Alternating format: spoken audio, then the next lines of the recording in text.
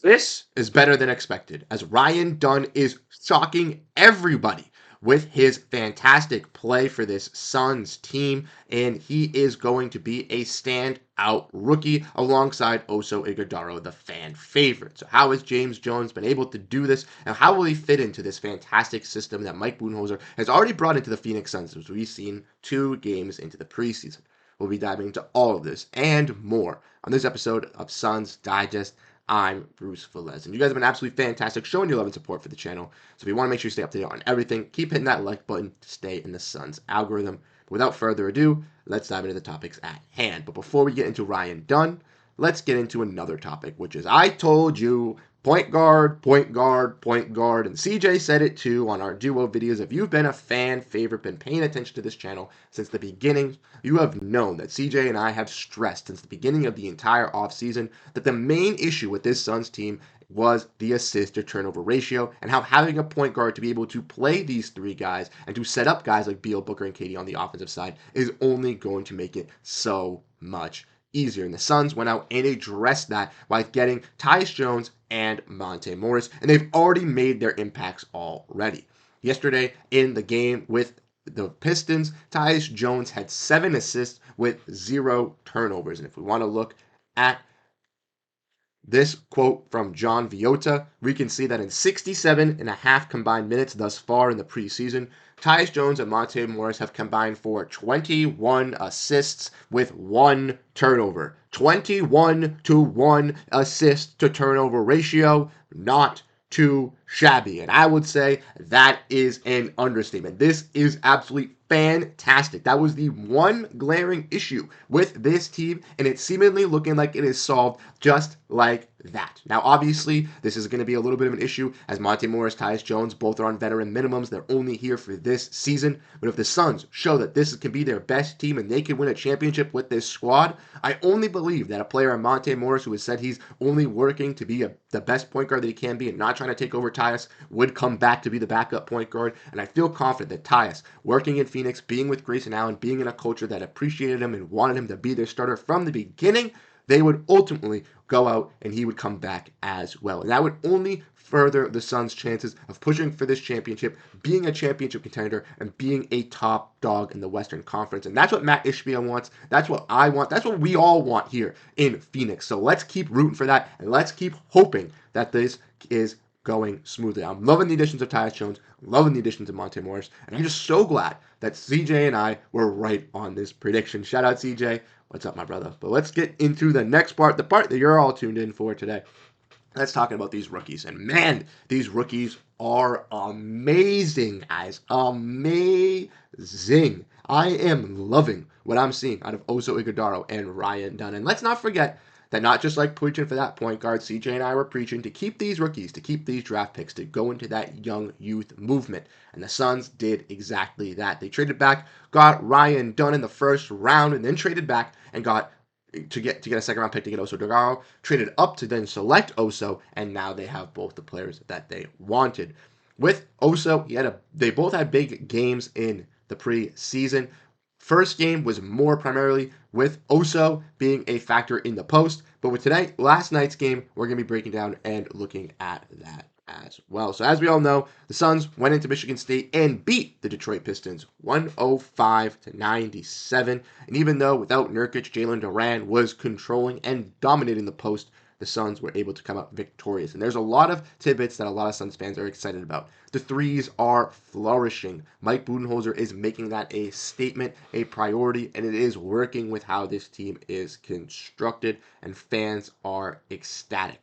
When we look at these players, when we want to look at the stats for our guys, we can see that Oso Ighodaro played a fantastic game for this squad, but Ryan Dunn, man, is the real deal. And I've been preaching and I've been saying this for a while now, that with the Suns drafting a player in Ryan Dunn, he is going to be that replacement at that wing position and being that steady defender. And if that shot from college can translate and he can develop a three-point shot, even at a consistent rate, he is going to be a legitimate threat and could turn out to be one of those Herb Jones, one of those Jaden McDaniels-esque type defenders in the league. And the Suns would have him on his rookie deal, already knowing that that's the path that they can build for a player like him.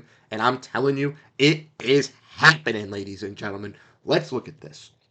We want to see this quote here about Ryan Dunn from Evan Cedery. Sorry I misput that, but Ryan Dunn shot 23.5% on threes while averaging less than one attempt per game at Virginia. But since being drafted by the Suns, Dunn has worked around the clock to become a consistent perimeter threat, and through 2 preseason games, Dunn is shooting 45.5% on 5.5 attempts. So one, that only goes to show you that he's getting more attempts up. He averaged less than 1. But that percentage is also going up with him taking more shots. He's not taking more shots and the percentage is going down. It's not like he looks better if he takes only 2 to 3 threes per game, where he's hitting it at a 50 to 60% rate. But if he shoots 4 to 5, then it's looking like a 30% rate. This is perfect. His attempts are going up and his percentage is going up. And that goes to show you not only the greatness of inserting Mike Budenholzer into this system and really prioritizing this 3-ball, but also going to show you that the Suns did their homework on their draft picks. They went out and got Ryan Dunn because they knew he could develop to be a type of this player, and they believed in him. They have a player similar to his skills in Josh Okogie, who's also looked good through the preseason, kind of being more of a guard player at that defensive piece. But I think if Ryan Dunn clearly shows that he can be this perimeter threat throughout the entire preseason leading up to the season, and this is a constant thing that only gets better for this Suns team, this was an absolute steal. This is going to be one of the best draft picks when people look back at it, and it is going to be a game-changing draft for the Suns with getting these players, because Oso Ighodaro also added to Ryan Dunn. I also want to add, has looked fantastic as well. Looking good in the post, being able to score, looking as a solid defender. And I think Oso is also going to but he's also going to grow into a cornerstone piece for this franchise as well, being that backup center for this team, either halfway through the season or even working to being that full-blown starting center for this team of the future, with possibly even looking to trade Nurk in the future. But that's a story for a different time. That's when the Suns are looking to do different things. We're talking about the rookies. We're talking about them looking impressive already just in 2 preseason games. And Dunn in Summer League did not look like this. He was still solid. He looked like a decent defender, but he was not this great on the offensive side and wasn't making people turn their heads left and right and almost breaking their necks to be like, right, Ryan Dunn's hitting threes? No way. And even Celtics fans are realizing that this is a thing. Let's look at this clip of Ryan Dunn from yesterday's game, posted by my boy King Nick of Nick NBA. 3-point Phoenix lead. Cunningham tried to drive inside, tied up beautifully. The thievery coming from the rookie Dunn. Stops, pulls, hits, and a little hold to pose as he looks back at the bench. Look at that fantastic defense on Cade Cunningham at the rim, protecting the basket, getting the rebound, and then calmly bringing it up. KD at the top of the key.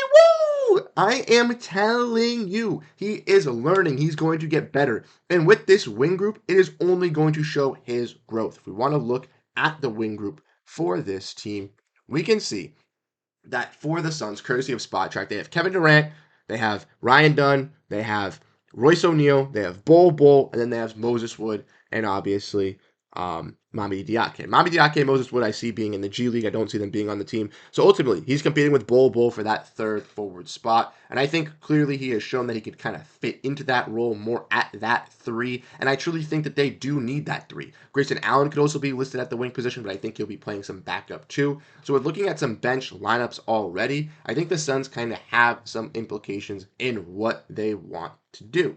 And that would be going out and putting Ryan Dunn in the backup bench lineup. Personally, if I'm going into the season with Mike Budenholzer, I'm liking the starting 5: Tyus Jones, Devin Booker, Bradley Beal, Kevin Durant, and Yusuf Nurkic. But when I'm looking at that bench unit, I want Monte Morris in there, I want Grayson Allen in there, I want Royce O'Neal in there, and I might be even throwing Ryan Dunn alongside in there with Mason Plumlee to start out the season from how good he has been contributing with this team.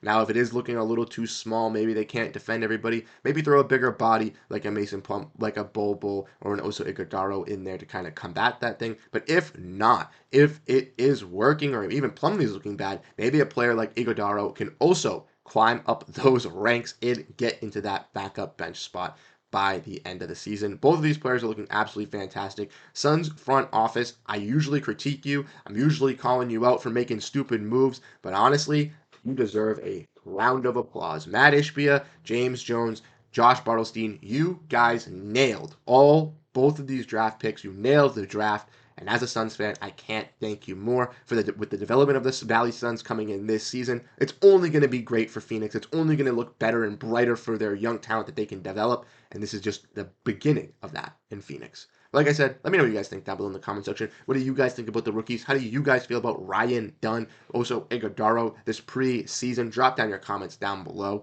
Like I said, CJ and I have been really appreciative of you guys subscribing, hitting that like button, showing all your support. So really, really do appreciate it. Once again, I'm Bruce Veliz. I'll catch you guys in the next video. Have a great rest of your day, and go Phoenix Suns.